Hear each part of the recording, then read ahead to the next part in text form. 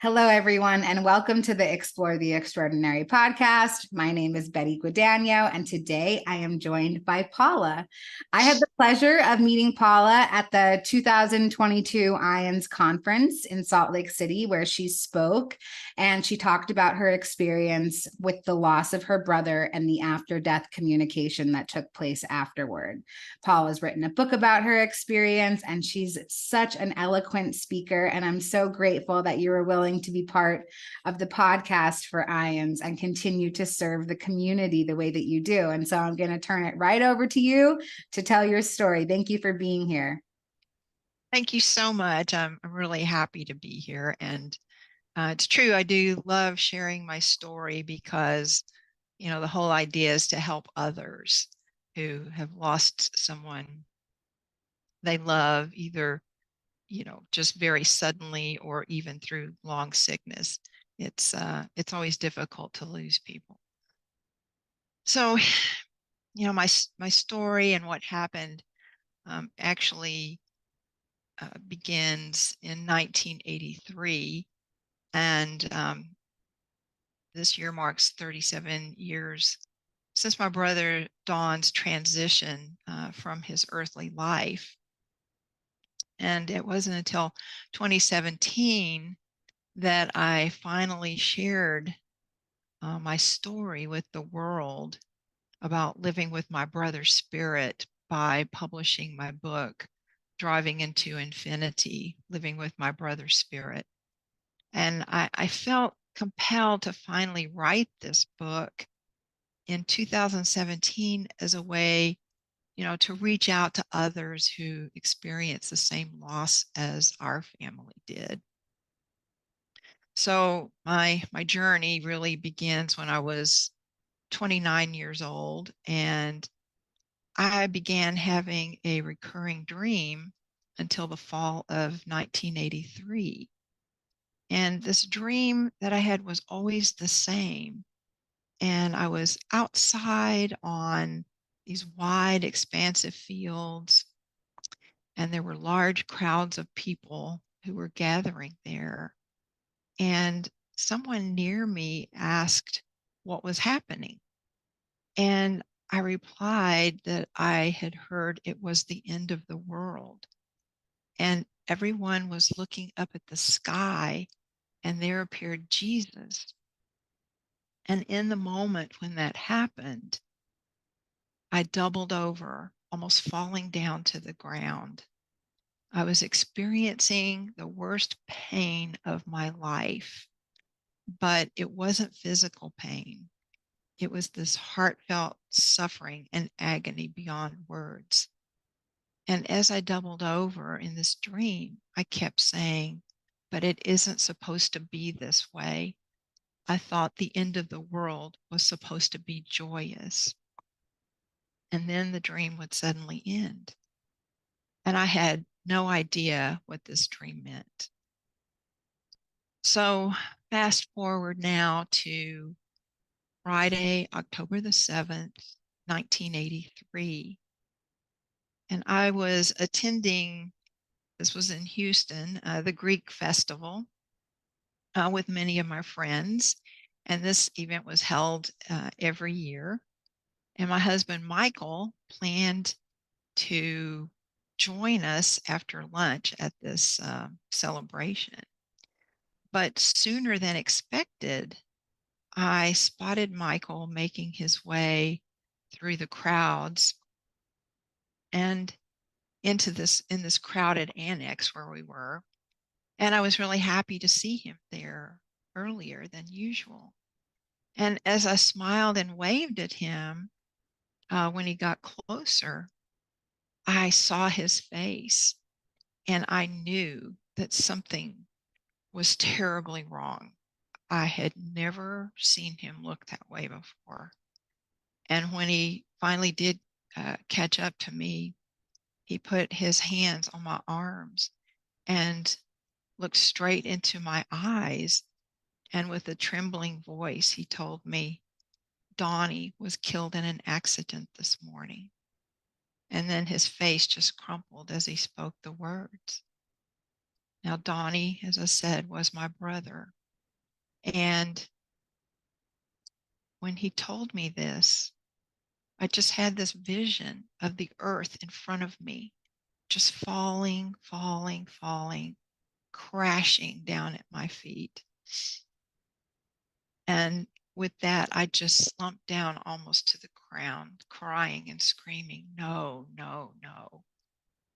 And then it was that day that I understood what my recurring dream was conveying, because the setting in the dream, this reflected the Greek festival at this Greek Orthodox church where I was, and also my emotional reaction to the news of his death.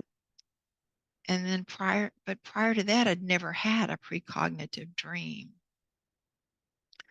But my feelings over this loss was, I was completely destroyed, as was, of course, my entire family. But the grief was just unbearable for me. I just didn't know how I was going to continue living. It was just so horrible. And I just didn't know a human being could cry so many tears for so long. But at the funeral, I remember thinking that how could I possibly go on living after this? Now, I have a younger sister, but it wasn't the same because growing up with my brother, there were only 4 years difference with us, but there was 10 years difference in relation to my sister. But 3 days after my brother's funeral, Donnie came back to me while I was driving his personal truck because he was killed in a company truck. And that day, I was, as I said, driving his truck. I was going out to my grandparents' house, which was located just outside of Bryan, Texas, where we all grew up. And I was taking to my grandparents some of the funeral flowers and plants to them. And this trip takes about 10 or 15 minutes. And halfway there, as I'm driving, suddenly I developed 360-degree vision. I could see everything around me while I was driving. And I had no idea what was happening to me. But at that moment, I became aware of someone at my right shoulder. And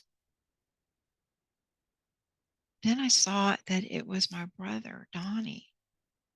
And I could hear him speaking to me telepathically. Now, remember, I'm driving down the road and I'm seeing my brother at my right shoulder. And Donnie's body was made up of what I can only call like a series of light points. And it kind of reminded me of, the people who are transported away on Star Trek. That's kind of the effect that it had. That's how it looked. And so my brother told me that he didn't want me to be sad, that he was happy, and most of all, he wanted me to know a little bit of what it was like for him now. And he explained to me, now remember, I'm driving and taking all this in. He explained to me that he was on another plane of being and that it had simply been time for him to go. And at this point, I became aware that I was no longer in my body, but I existed only in a state of consciousness. And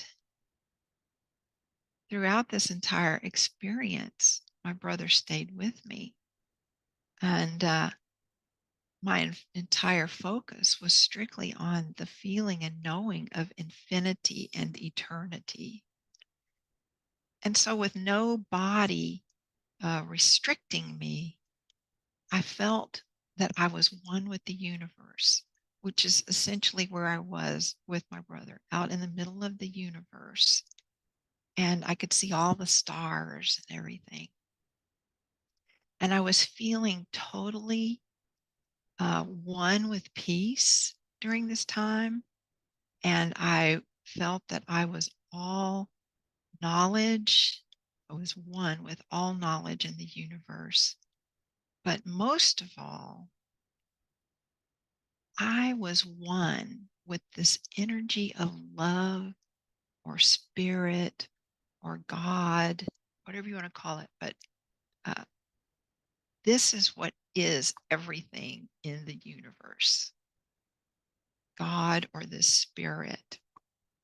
And I understood that this spirit, this love, is the all encompassing, caring, and creative element of the universe.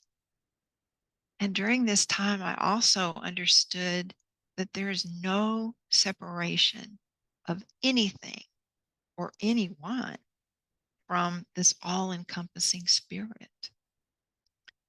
All we have to do is open up to this spirit, allowing this, what I term like supreme consciousness and love, uh, into our life and into our own consciousness.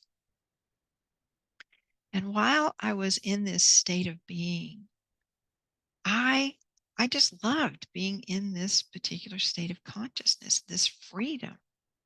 I didn't care one thing about going back to my body. I'm out in the middle of the universe with my brother. And this felt like the natural state of being for me. Um, I didn't have any desire to do anything else except to experience more of this state of being. It was home to me. And although I feel certain that Donnie communicated some other information to me during this time, I cannot recall all of it. And I believe that was meant um, for me to not know all of that information, because it was given to me to come into my knowledge as I went through the rest of my life. And I felt like that perhaps this knowledge that I wasn't privileged to right now was really about information for me about future events in my life. But as I desired to be even deeper into this experience, I suddenly began whooshing away very rapidly.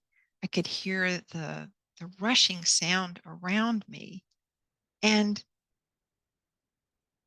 within an instant of that happening, though, I felt my brother's energy or spirit pushing down on me, on my shoulder area associated with my physical form. And my brother Donnie said, "No, you can't go yet. It's not your time." And with a feeling of what I felt like was a thud, I landed back into my physical body. And I just felt so happy and so at peace for the rest of that day. And it was just this state of being that was indescribable.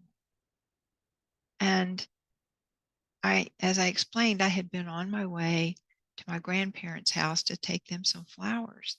And when I got there, after having this experience, I could see the deep sorrow and grief coming forth from my grandparents as they were talking about everything. And then I knew that this is how my brother saw us. He was seeing us, all this grief that we were having, and yet he was still alive. And So that was very, I guess, I don't know if rewarding is the right word, but it certainly did help me to understand better what I had just experienced. But I also had many other after death communications from my brother, and I'll say strange events too. But um, some of the outreach I had from my brother, for example, I one day I was coming out of a bedroom, and as I came out of the bedroom, I was heading off toward the living room, and suddenly I could see my brother in the living room there, but he wasn't looking at me. He was looking at the stereo cabinet. But in an instant, then he was gone.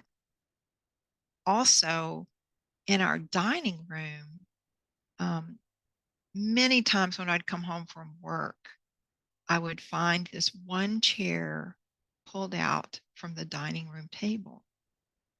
And I asked my husband, I said, "Are you going into the dining room and, doing something in there? Because I keep finding this chair pulled out." And he said, "No, I haven't gone in there at all." But then I realized that this chair that was always pulled out was the one that my brother sat in a lot of times the summer that he lived with us, because he and my husband would get in the dining room. They'd play this crazy electric football game in there and scream and yell. And that was the chair that he used to sit in. Another time, now this, my husband and I were in our TV room together when this event happened. And we're just sitting there watching TV. And suddenly, from the topmost shelf of this bookcase, this book came flying out and landed on the floor right between us. And my husband and I both looked at each other like, what just happened here?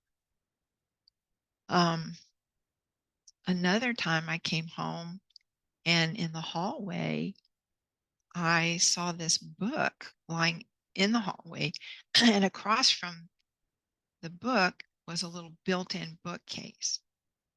And the book that had flown out clear across to the other wall, it was an old volume of an encyclopedia set. And I don't know, my husband had this. And so when I walked down the hallway and picked up the book, I saw that it was volume D from this old encyclopedia set. And of course, my brother's name was Don. Um, Another day, I came home from work and I started heading toward the bedroom. Now, my husband wasn't home yet from work. And I just stopped dead in my tracks because a chair had been placed right in the middle of the doorway leading into our master bedroom. Now there was a desk, and that chair was in our bedroom at this desk we had in there.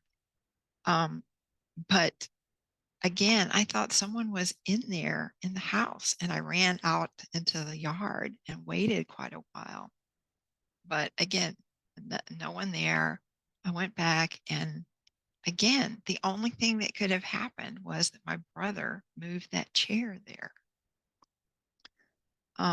Also, my dad and his wife, at night, they would hear the microwave, the buttons being pushed on the microwave.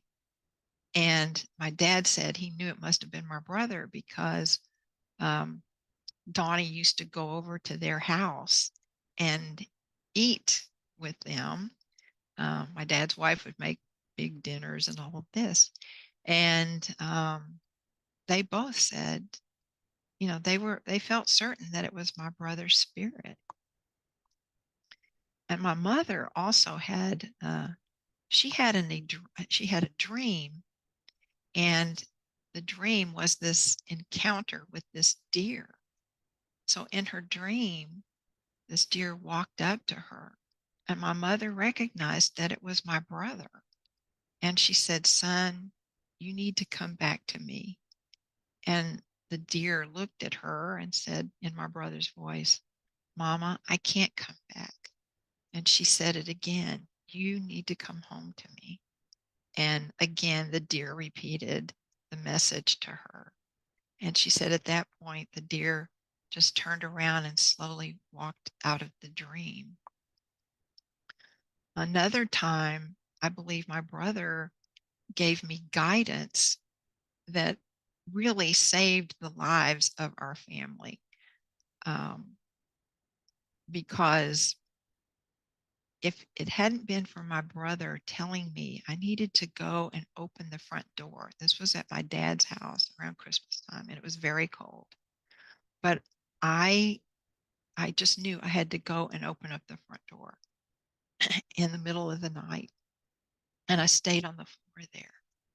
Um, if I hadn't done that, we would have all died in that house from carbon monoxide poisoning because all of us had started getting sick that night. And then the next morning, my dad went in and discovered that this cover um, to the furnace had fallen off, and it was using up all the oxygen in the house. And again, if it hadn't been for this intuitive knowingness, this direction to go and open the front door, we probably all would have died that night.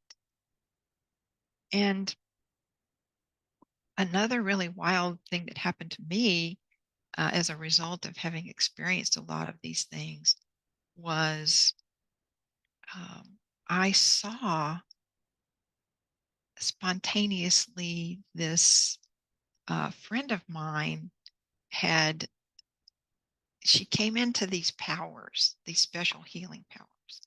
And the day that that happened, I saw this giant purple aura suddenly develop around her. And the the aura was so strong that my eyes started watering. I couldn't control it.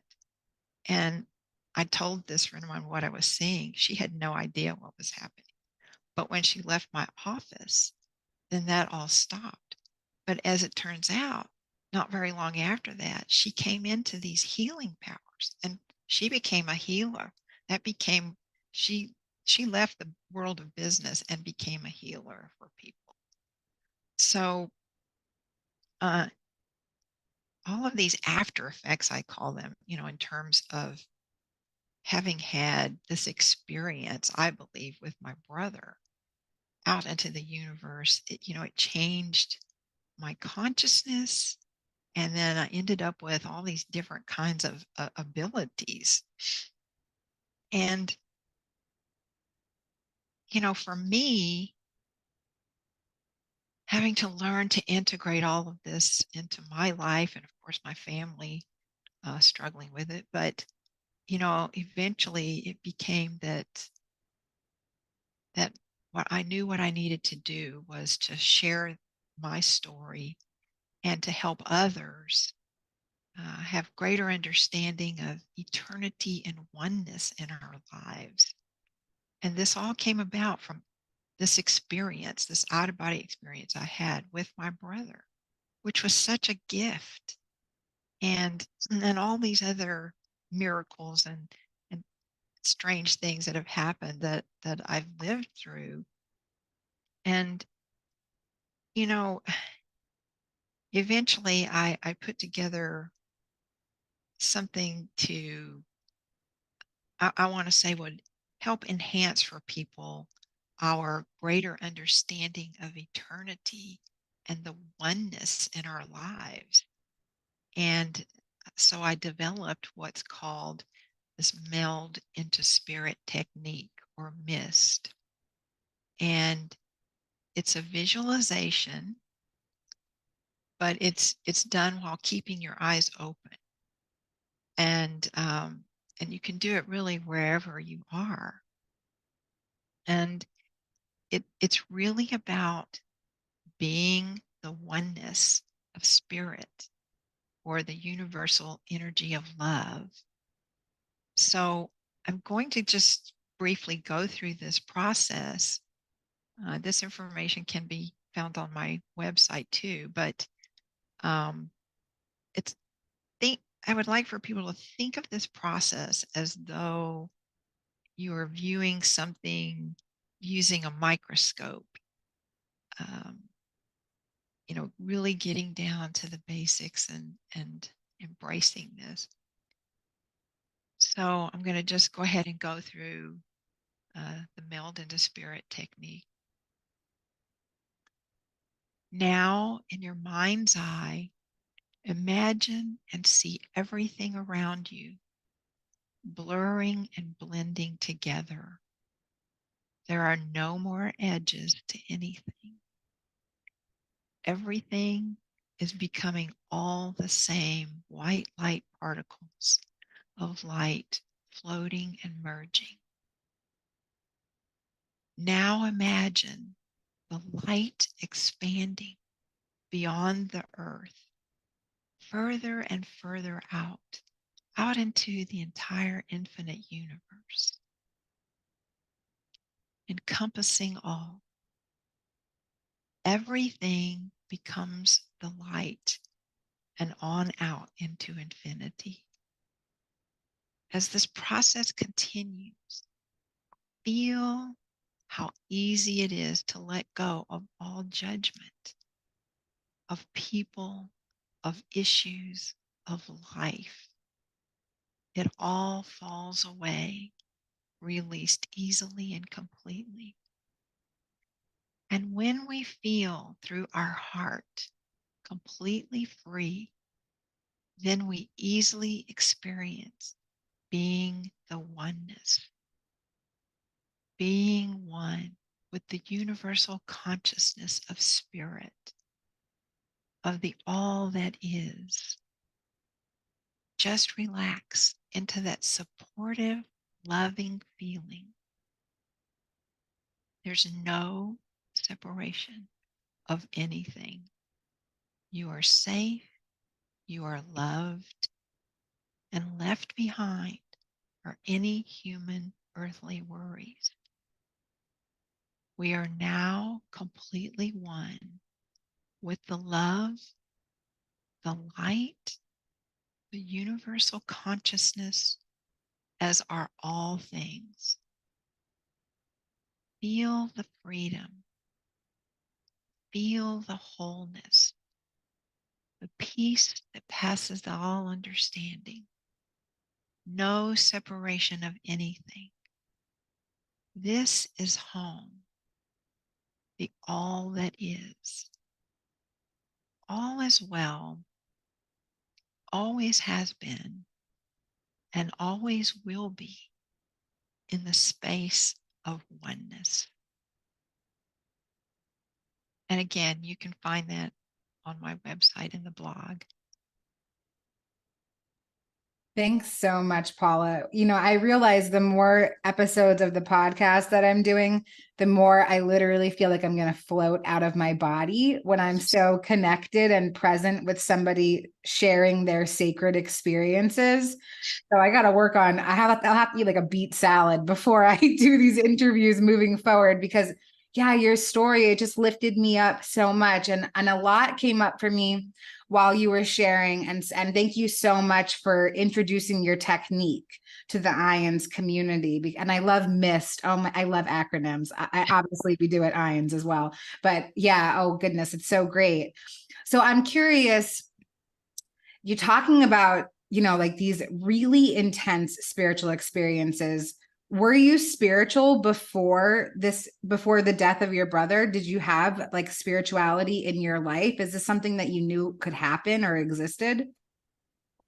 I grew up as a Baptist, and our family did go to church. I went to Sunday school, and I enjoyed all of that and learning about the Bible. But once once I was grown, I mean, I still went to church, but the way that I viewed all of that, it was like, okay, this is over here, you know, the religion and how you're supposed to think about things. And then over here is my workday life. Um, and of course I was grateful for the good life that I had. And of course we still went to church, although, not all the time, but I was fully aware of spirituality, I'll say. But when I had this event happen, it just completely blew open, I'll say, my complete understanding of the oneness, being the oneness, way beyond just thinking in terms of, well, here I am a human and I think about Jesus and, at church. And then the rest of the week, life goes on, you do what you need to do. But after I had this experience with my brother, this change of consciousness and complete, completely different understanding of this oneness of spirit and what that is, what it really is. And being that, because when I was out in the middle of the universe, I was all one with that oneness of spirit. And it was completely consciousness changing. I mean, and it's really hard to describe that. I don't know. The only way I can think to say it is, once I experienced it, because it wasn't about just being in my head and in my mind, or even just, how I would feel when I would pray. It was an all-inclusive, complete change of understanding. Um, and it's what I, tried to hopefully convey some of through my book and even through my speaking about that. But I think that it's still difficult for most people to achieve a state that fully is able to encompass, I'll say, what that oneness, being the oneness with God or spirit, whatever you want to call it, is. That kind of leads into another question that I have. So you had this oneness experience. I think it's it's a little bit easier to change your perception of the world when you have a transformative spiritual experience. But your parents didn't have that experience, your grandparents that you were going to see, your sister, the other people that were really affected by the grief. So I'm curious if you can share a little bit about their process or how you told them about what you were experiencing. Did they believe you? Were they skeptical? Well, first of all, um, I didn't really talk about this experience that I'd had, um, uh, being out of body with my brother.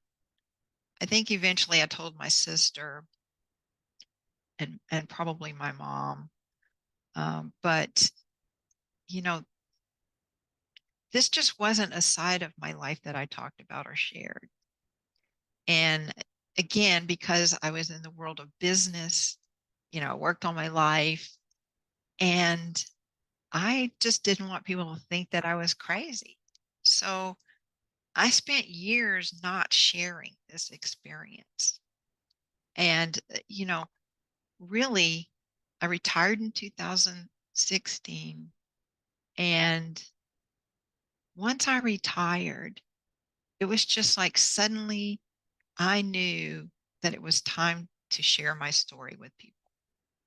It just became, that's the thing I need to do now. And I believe I was guided all along this path to wait until that time frame. And so once I retired, I sat down at the computer and just started writing my book and telling everything. because at that point I just said, you know what? I don't care what people think. If they want to think I'm crazy, if they don't know who I am by now, well, I can't help that. This is who I am. And I will tell you this, by finally sharing my story out there for the whole world, I became suddenly an authentic person, I will say, because I wasn't hiding that side of who I am anymore. And that was just a miraculous feeling in and of itself. To be suddenly talking about this, sharing, writing this book and sharing everything, the satisfaction about that is just authenticity. I'm not hiding any of that anymore. Oh, I feel it as you're speaking it. Thank you so much for sharing. And I think that that's an issue that might come up for a lot of people, sort of going into this spiritual closet for fear of being institutionalized, being labeled crazy. And I really think that, as we come out and we share about our spiritual experiences in a very brave and authentic way, we allow other people permission to also share about their experiences. Have you had experiences like that, especially now that you've come out and you've been talking about it? Have you found that people just come up to you and they're like, "Oh my goodness, me too," or yeah, tell me what that experience is like. Yeah, I have had people at various events come up and talk with me about that. But the other difference too is, you know, um, I eventually learned about this um, organization called International Association of Near-Death Studies, IANDS. And once I found out about that, that was a whole um, community, if you want to call it that, of people who are experiencers of various kinds of things like I've had. And it was that in and of itself, discovering IANDS was life changing because, again, being able to share my story and then hear others sharing what happened to them, whatever that might be, and becoming part of that organization was also just very freeing. But again, I didn't get into that organization until I retired and found out about them. And again, I've spoken at gatherings about for IANDS at some of their conferences about my experience and what that's led to down the line. Um, so it's wonderful that at this stage uh, I'm a totally different person than at the time I had the experience, with my brother, not having to hide that side of me and what I knew and what I had experienced. So it's a wonderful change to um, to not have to be keeping all that under wraps, because now I feel like, you know, my calling is to reach out and help others know about this, what happened to me with my brother, because you can't tell probably how many other people are out there who've had some kind of experience with those who have crossed over and who, perhaps still haven't shared what they know or what they've experienced. Wow. Yes, absolutely. Some other stuff that came up for me while you were speaking, you said that it was 3 days after the funeral that this experience happened. Is that right? Yeah. So yeah, that number in my mind, I'm like, oh, resurrection, 3 days. It's very significant. So I just wanted to sort of point out that that's where my mind went when you had shared that. Also, you shared that this will be year 37 since your brother's passing. And I'm curious, I know that you had this very profound experience right when everything happened, and you shared about some of the experiences after, but does he still come to you in a pronounced way? He still shows up in ways like, let me just say this about my brother and I, our relationship. He was always a trickster. We were always playing tricks on each other when we were growing up. And so, and he was always really funny, could entertain everybody. That's how he was, his personality. And so that's what comes through to me when my brother, I'll say, does things. Um, Not too very long ago, here in this very office where I'm sitting, um, I'm just sitting here at my desk. It's quiet. Nobody else was in the house. And all of a sudden, this book comes flying out from the topmost shelf of this one of the two bookcases that's across from my desk where I sit. And that book flew toward the window. Now I'm sitting here very quietly at my computer like I am right now. And that happened. The book comes flying out, it hits the window or the blinds on the window.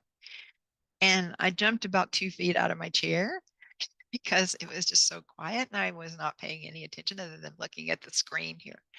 And I stood up and I yelled across the desk. I said, "Cut it out, Donnie. I know that's you."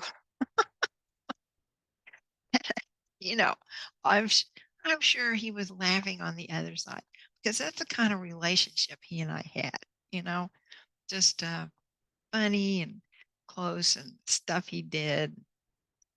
So there are still things that happen like that. And just here and there. I mean, it doesn't happen all the time by any stretch of the imagination, but um, sometimes something will be out of place and it's like just a sign that he wants me to know that he can still be around. And but again, he's where he is supposed to be. And he has the ability to, I'll say, check in here and there. And I find that comforting, you know. I feel like he does that because he understands the link that he and I had here in this lifetime. And it's his way of helping, I'll say, fill that gap that that is between us now. And just as a reminder of his personality and how we could be together, craziness and just all this. And so yeah, he still checks in, but he's definitely not an earthbound ghost. Gotcha. Yeah. And yeah, I find the whole concept of after death communication so comforting. And, like there's this Wayne Dyer has a quote, "When I believe it, I'll see it." And I love that. And so now I have adopted a belief of after death communication since having my own spiritual experiences. And I receive communication because I am open to it. I believe it. Because I hear a lot of skeptics. In fact, today my partner and I were talking about how skeptical he is about things like this. And I thought, well, of course you're not gonna experience it because you don't believe that it's something that you can experience. And so that shift for me, do you have after death communication with other loved ones that have passed away? No, I have not. And of course, my dad has passed, and my grandparents, but no, I haven't really had that kind of communication with them. When you And get back into yeah, like the theory of oneness, like it's kind of all connected anyway, and it could come back through you as your brother because everything kind of melds back into one. yes. And, you know, I appreciate the fact that he's still around and can reach out to me. Again, it in no way means that he's earthbound here or anything. He just has that ability, as I'm sure most spirits do. Um, but it's just a question of, are can you be open to that that's possible? Um, and I'm sure some people choose to think, well, she's just imagining that or whatever, but it doesn't matter to me what people think now. I mean, I know what is the truth, and these are not just imaginings. And so There's that's why two. I'm doing what I'm doing. Yes, I love that. And I think that when living in your authentic self, you're not concerned with what other people think. And also there's just too many mirrored experiences for me to live in a state of disbelief. Like, how could all of these people from all of these different backgrounds, ages, cultures, they're all having mirrored experiences? For me, that's like the proof for me anyway. So I want to thank you so much for being here and your authenticity, your vulnerability, and sharing with the audience today your amazing testimony. And I just want to see if there's anything else that you'd like to share to feel more complete about our time together. Well, if people are interested in, I guess, finding out a little more, they can visit my website. They just need, it's www.paulalenzauthor.com. And, they might find some additional information there that might be helpful to them. and, um, and of course, my book goes into all the specifics of the things that have happened, much more so than what I can go into here.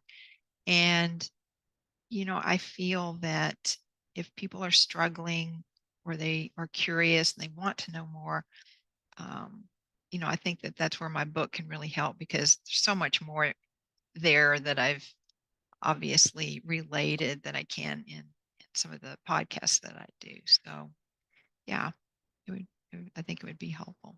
That's great. And we'll have all the links in the show notes for this episode. And I just want to thank you again so much for coming on and being part of the community and giving back.